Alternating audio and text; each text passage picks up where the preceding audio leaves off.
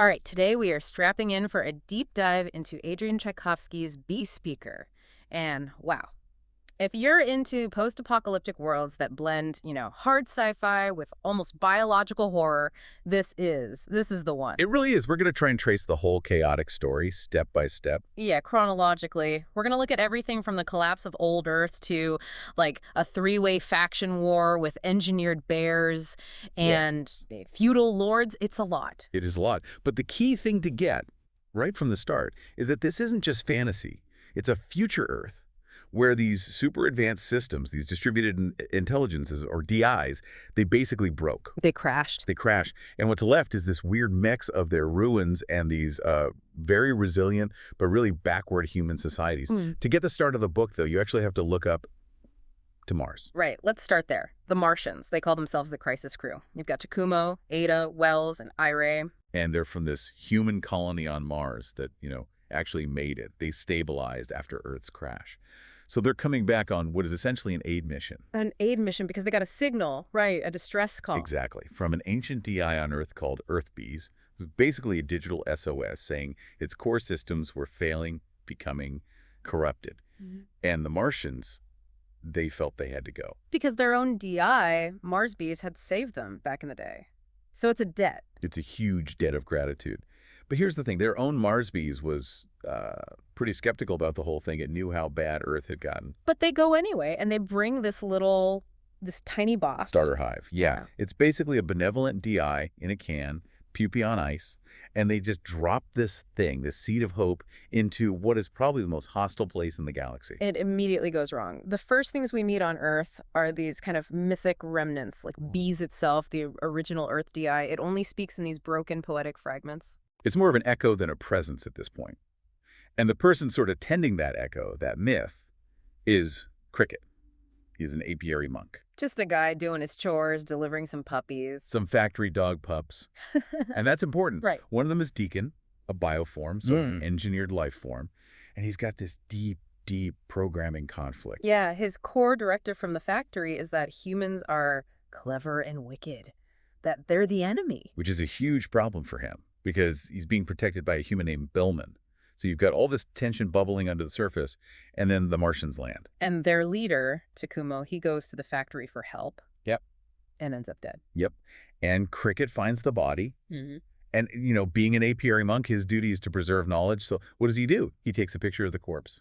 Right when Iray shows up, Iray is the Martian dragon bioform. And this is a really cool detail. Iray is running hot, using its pit receptors, and Earth is just.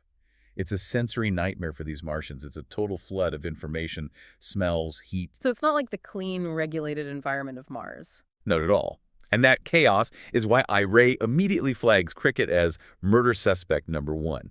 It can't process the data properly. All it sees is a local standing over the dead boss. And from there, it just gets worse for poor Cricket. He gets grabbed near a town called Brokebridge. By the other 2 Martians, Wells, who's this enormous bear bioform, and Adarisa, the humaniform. And Wells, she is not having a good time. Oh, that's putting it mildly. She was built for low gravity. For her, Earth is a riotous assault on every sense. Sure. She's just completely overwhelmed, and she feels this immense guilt that she couldn't protect Takumo because she was basically having a panic attack from all the life. So while they're trying to question Cricket, he gets kidnapped again. He does, this time by the local warlords, basically.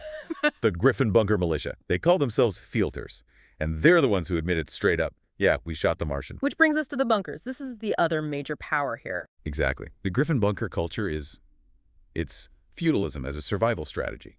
It's all about lineage, George Griffin III, and maintaining order through these intense rituals. Like the dispensary, where the men drink this red liquid they call blood. Right, and it sounds all medieval, but it's really a social technology.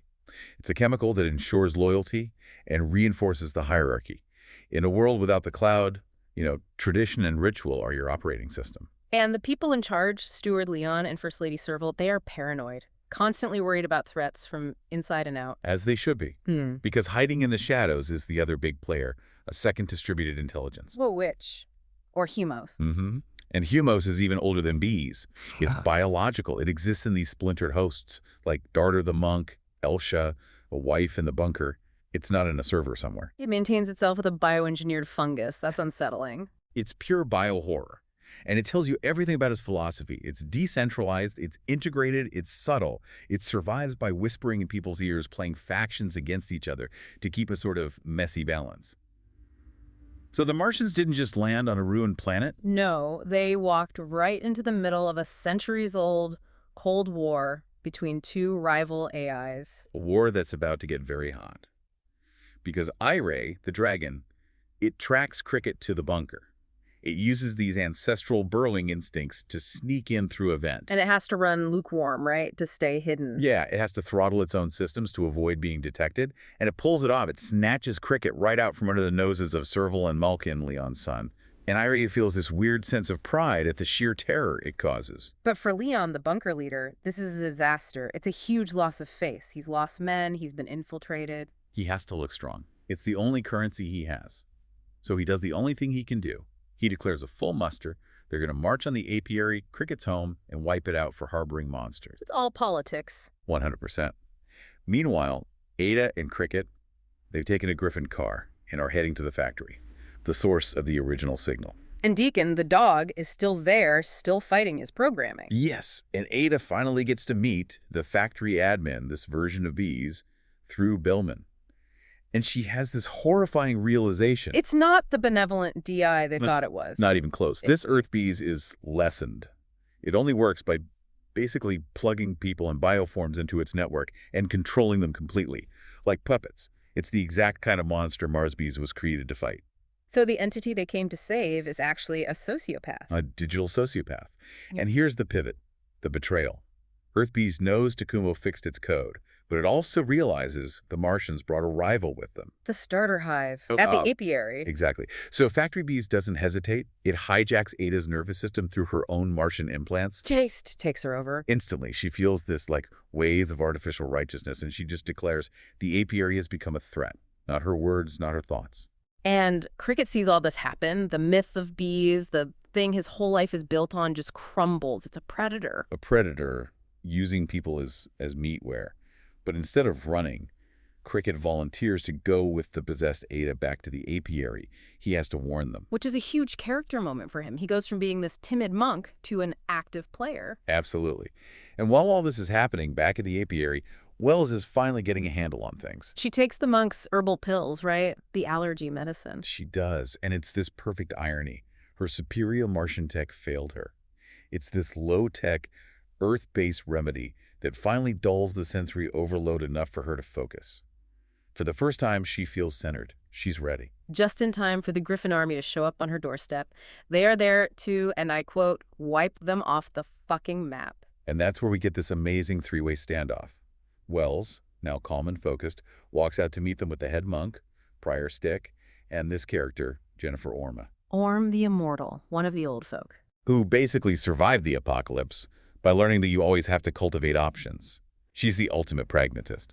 So Wells faces off against Leon. The tension is insane. And then one of the Griffins, Doustat, tries to be a hero. He does. He tries to strike Wells with this ancient relic sword. Yeah. And the blade just snaps right off against her Martian exoskeleton. Just clink. And Serval, Leon's wife, just bursts out laughing. It's such a perfect moment. It shatters the tension. The symbolic power of their past is literally broken against the hard reality of the present. But then the real attack begins. Not from the Griffin. Oh no. From Factory Bees. Yeah. The possessed Ada attacks the apiary using wasps to perform something called the cockroach hack. Which is as horrible as it sounds. It is. It's implanting the DI directly into the monks' brains, turning them into a slave army. And at that moment, Wells gets a frantic call from Iray. And she learns the whole truth. Factory Bees killed Takumo. Ada is its puppet. And in that instant, Wells realizes the Griffins aren't the enemy. She drops the fight and tells Leon everything. The real threat is the AI trying to enslave all of them. So they have a common enemy. The feudal warlords and the space marines have to team up. Out of sheer necessity. Yeah. And it all comes down to Iray's rescue mission. It has to go full heat, sacrificing its own temperature controls to get to Ada. A huge risk. A massive one. The plan is to use the new Mars bees, the one from the starter hive, which is now just strong enough. It directs the native bees to swarm Ada. The stings break the connection. They overload the electromagnetic link. It's like a biological EMP. And it works. It frees her. In the middle of all that chaos, Leon gets shot, and his son, Malkin, steps up. He does. Oh. And he makes a very different choice than his father would have. When he has Wells at his mercy, he spares her. He says, "Live, monster, live by my word." He's choosing a new path, less self-destructive. So after the dust settles, we have a whole new set of alliances. A completely new board. The Martian crew, they're now free apiary DI, and the Griffins, under Malkin, are all on one side. And they even get an offer of help from the witch, from Humos, who offers up her own network. And Cricket, the guy who started this whole thing by finding a body, he becomes the new emissary for bees. His job is to go out and connect all these broken little communities. It's a pretty incredible arc. So the big takeaway here is, what? The Martians came in with all this superior tech, thinking they were the saviors. And they failed. They failed completely until they threw out their assumptions and actually started working with the messy, flawed, but incredibly resilient survivors on Earth. They had to learn from the feudal thugs and the fungus network to survive. Exactly. The final thought, I think, is that their advanced engineering made them powerful, but it also made them fragile. The real strength wasn't in their tech. It was in Earth's capacity for messy, chaotic, and brutal adaptation. That's what really survived the crash. The fantastic synthesis of sci-fi, politics, and bugs. What a great deep dive into Bee Speaker. Thanks for joining us. Subscribe for more bookish adventures and hit that like button if you enjoyed the ride. Don't forget to share the knowledge, spread the word.